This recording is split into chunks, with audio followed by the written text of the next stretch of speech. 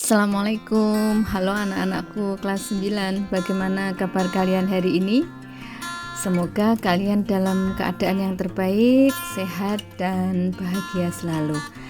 Anak-anak, keadaan pandemi kita sudah berjalan kurang lebih selama 1,5 tahun. Dan hal ini membuat kita bersama masih harus belajar secara online.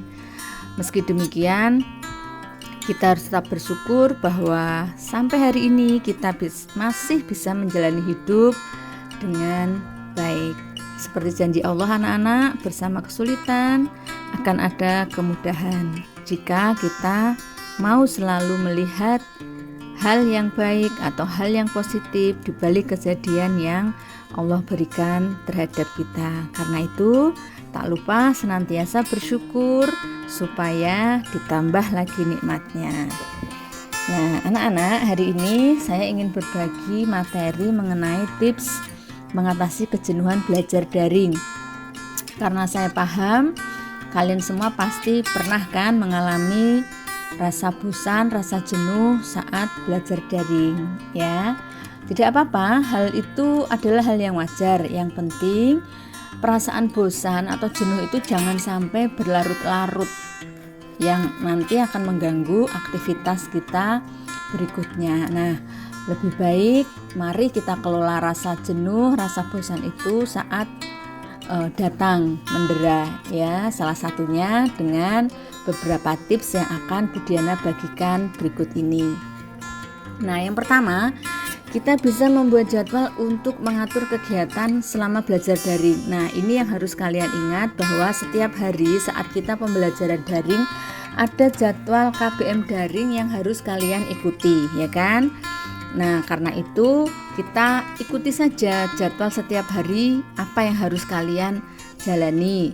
Setelah itu kalian punya agenda kapan harus menyelesaikan tugas-tugas dari pembelajaran daring, kapan saya main, kapan saya melakukan aktivitas rutin yang lain di rumah. Kenapa harus ada agenda kegiatan harian? Supaya kita tidak keterusan santai, keterusan main, lupa akan kegiatan utama kita, yaitu belajar atau sekolah secara daring, gitu ya anak-anak. Nah, yang kedua, kita mengenali gaya belajar kita. Kenapa ini penting? Karena kita harus tahu kita gaya belajarnya auditori, visual atau kinestetik, bergerak, ya. Auditori itu gimana? Kita belajar menggunakan indera pendengaran. Jadi kita yang utama itu mendengarkan materi dari Bapak Ibu guru, entah lewat link YouTube, entah lewat voice note gitu. Tapi kita mendengar. Dengan mendengar itu kita bisa menyerap materi. Nah, tapi tak lupa saat kalian mendengar, kalian juga harus mencatat. Karena kalau tidak dicatat, resiko mudah lupa. Kemudian gaya belajar yang kedua itu visual. Kita melihat, ya. Jadi kita melihat tulisan, melihat gambar, ada bentuk-bentuk yang menarik. Itu kita jadi mudah ingat, mudah paham.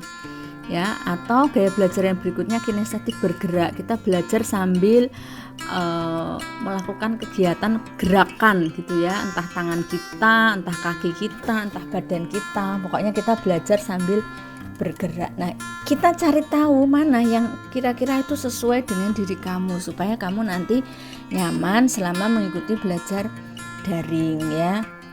Kemudian yang berikutnya, kalian lengkapi kebutuhan belajar daring. Apa sih kebutuhan belajar daring yang utama?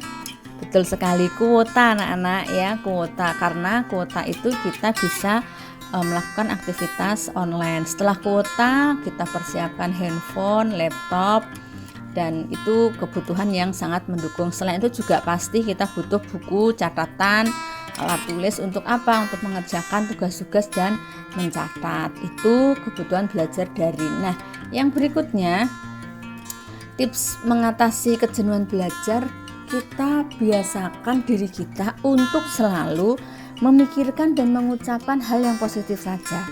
Kenapa? Karena kita harus ingat ucapan adalah doa, anak-anak. Karena ucapan adalah doa, maka ucapkanlah yang baik-baik saja.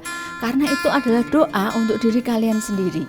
Ya, ini biar kalian tidak merasa jenuh. Coba kalau kalian ucap, stres aku, capek aku, bosan aku, kalian ucapkan terus-menerus itu, bagaikan doa yang kalian ucapkan ke langit, kemudian ada malaikat di kanan kiri kita, dan malaikat itu kemudian mengaminkan. Apa yang terjadi pada diri kalian? Kalian benar-benar jadi bosan, jadi stres, jadi hal-hal negatif lah. Nah, sama-sama mengucapkan, sama-sama memikirkan, pikirkan dan ucapkan hal yang positif saja, yang itu akan menjadi doa kembali pada diri kalian. Gitu, ucapkan hal yang membahagiakan, ya, yang menyenangkan untuk diri kalian. Itu. Kemudian tips yang kelima, kita biar tidak jenuh, tidak bosan, kita harus punya target. Contohnya nih, target prestasi. Jadi semester Gasal ini di kelas 9 aku harus bisa mempertahankan prestasiku, nilaiku atau rankingku. Nah, seperti itu.